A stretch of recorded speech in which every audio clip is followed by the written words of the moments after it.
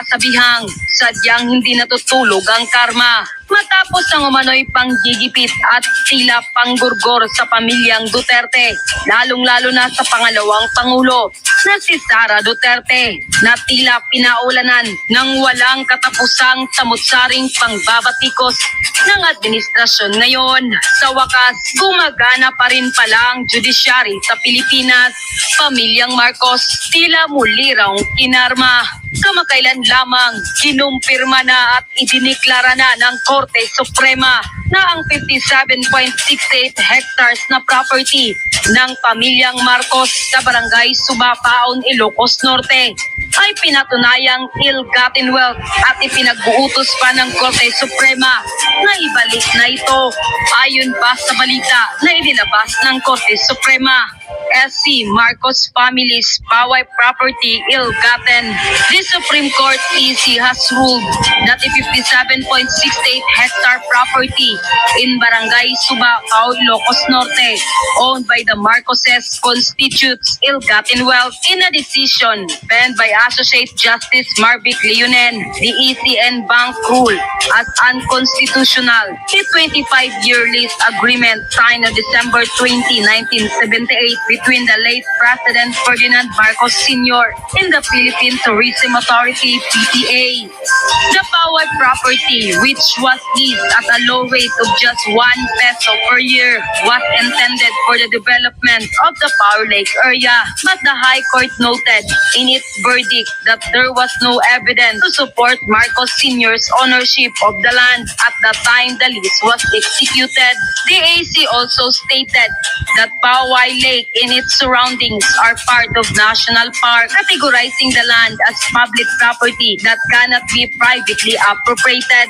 The ruling further said that despite the issuance of Presidential Decree number 1554 that opened the land for acquisition, no documentation exists providing that the property was transferred to Marcos Sr. before the 1978 lease agreement.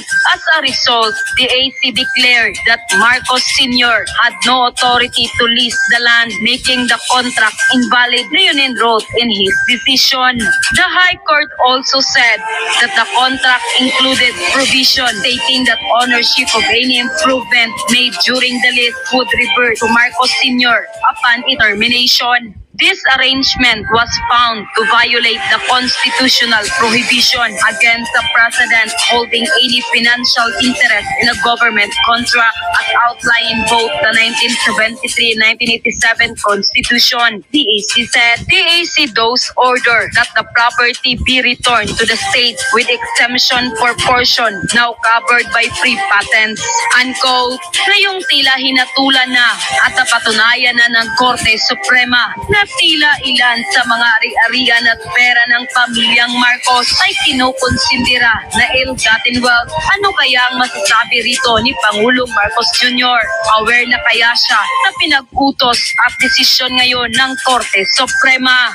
At ayon pa sa social media post ng well-known political commentator na si Crisette Laureta Chu, at least gumagana pa ang judiciary dahil wala ng silbi ang legislative, praying for the justice who ruled in this case. But since maliit lang ang 58 hectares sa mga Marcoses, focus na lang tayo na according to the ST, ang mga ari-arian at pera ng mga Marcoses ay considered ill-gotten. Bigyan ko lang kayo ng breaking news. Post ito ng Philippine Star. Tungkol ito sa mga Marcoses. Yung mga kaso pa nila noon. 27 years ago.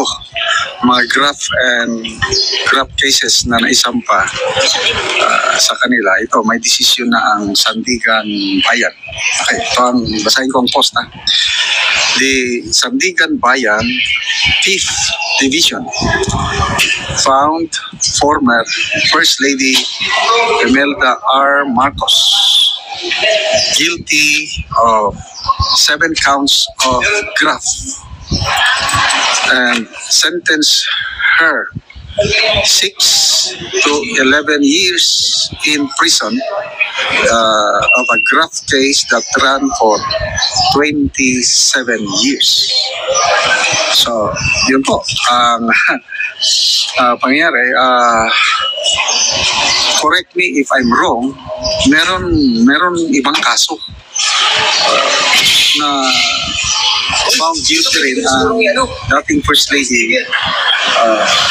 And I believe itong unang kaso na ito is on appeal na. Hindi ko na alam kung nasa Court of Appeals pa o nasa Supreme Court na. So ito, panibagong kaso na dinesisyonan ng Sandigan Bayan.